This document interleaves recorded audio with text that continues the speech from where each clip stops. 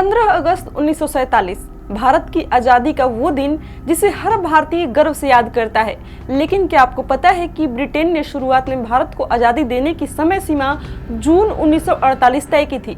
फिर ऐसा क्या हुआ कि तय तारीख से करीब 10 महीने पहले ही 15 अगस्त 1947 को भारत आज़ाद हो गया। आइए जानते हैं आज़ादी से पहले उन घटनाक्रमों की कहानी जिसमें कांग्रेस, मुस्लिम लीग, ब्रिटिश सरकार और लॉर्ड माउंटबेटन की क्या अहम भूमिका रही। द्वितीय विश्व युद्ध के बाद ब्रिटेन आर्थिक और राजनीतिक रूप से कमजोर हो चुका था। भारत में भी ब्रिटिश शासन के खिलाफ आंदोलन और राजनीतिक दबाव लगातार बढ़ रहा था। ब्रिटिश सरकार ने भारत के संवैधानिक भविष्य के लिए 1946 में कैबिनेट मिशन भेजा। मकसद था कि कांग्रेस और मुस्लिम लीग के बीच किसी ऐसे समझौते पर सहमति बने जिससे भारत का राजनीतिक भविष्य तय किया जा सके। लेकिन कांग्रेस और मुस्लिम लीग के बीच मतभेद गहरे होते गए। मुस्लिम लीग अलग मुस्लिम राष्ट्र यानी पाकिस्तान की मांग पर अड़ी थी। 16 अगस्त 1946 को मुस्लिम लीग के डायरेक्ट एक्शन डे के बाद कलकत्ता में बड़े पैमाने पर सांप्रदायिक हिंसा हुई। इसके बाद हिंसा दूसरे इलाकों तक भी पहुंची। ऐसे माहौल में ब्रिटेन ने आखिरकार सत्ता हस्तांतरण की समय सीमा तय करने का फैसला किया। 20 फरवरी 1947 को ब्रिटिश प्रधानमंत्री क्लेमेंटन एटली की सरकार ने ऐलान किया कि भारत में सत्ता जून 1948 तक भारतीय के हाथों में सौंप दी जाएगी। साथ ही लॉर्ड वेवेल की जगह लॉर्ड लुईस माउंटबेटन को नया वायसराय बनाया गया। माउंटबेटन ने मार्च 1947 में भारत पहुंचे।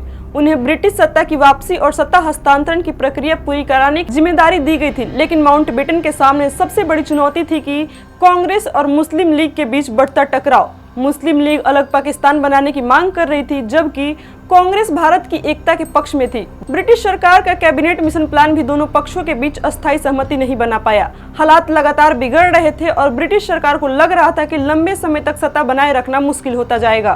फिर आया 3 जून 1947। माउंटबेटन ने सत्ता हस्तांतरण और भारत के विभाजन की योजना पेश की। योजना के तहत ब्रिटिश ने भारत के 2 डोमिनियन भारत और पाकिस्तान में बांटने का रास्ता साफ हुआ। पंजाब और बंगाल के विभाजन के फैसले भी इसी प्रक्रिया का हिस्सा बना।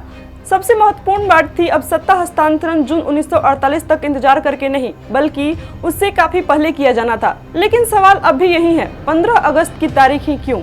माउंटबेटन ने सत्ता हस्तांतरण के लिए 15 अगस्त 1947 की तारीख तय की।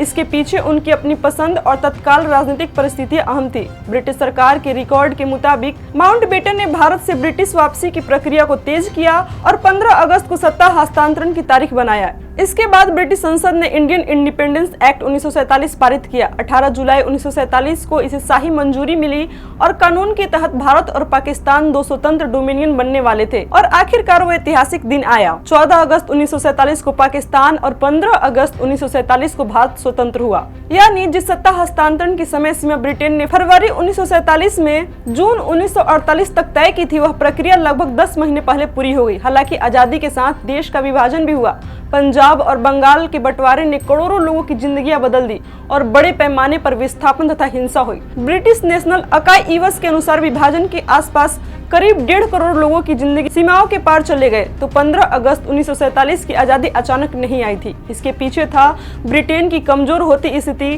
कांग्रेस और मुस्लिम लीग के बीच बढ़ता राजनीतिक गतिरोध, सांप्रदायिक हिंसा और सत्ता हस्तांतरण को तेजी से पूरा करने का माउंटबेटन का फैसला। जून 1948 की तय सीमा से करीब 10 महीने पहले भारत आजाद हुआ, लेकिन आजादी के साथ देश ने विभाजन का दर्द भी झेला। यही वो इतिहास है जिसने 15 अगस्त 1947 को भारतीय इतिहास की सबसे निर्णायक तारीखों में शामिल कर दिया।